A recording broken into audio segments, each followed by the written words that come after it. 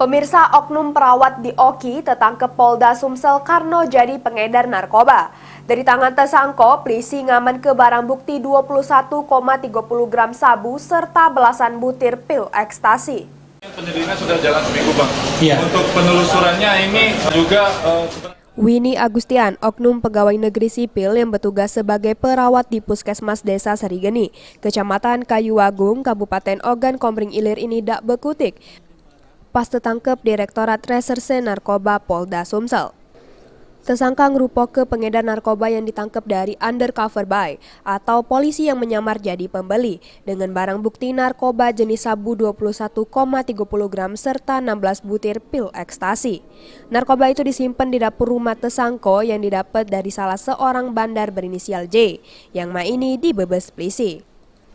Menurut polisi, transaksi tersangka dengan J lewat pesan WhatsApp, kemudian ngambek barang haram tersebut di lokasi yang disepakati tanpa bertemu secara langsung.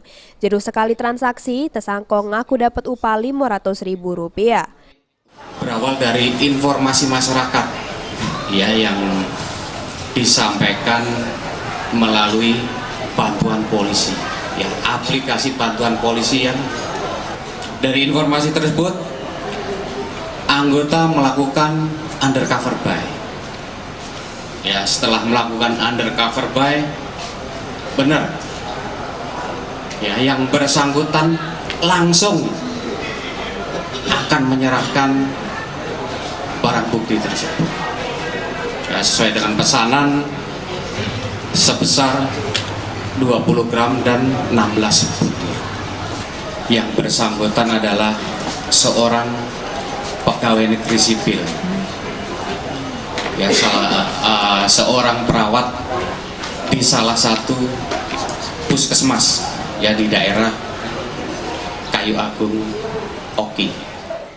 Untuk tanggung jawab ke perbuatannya, tersangka ini ditahan di tahanan Polda Sumsel, terancam hukuman 20 tahun penjara.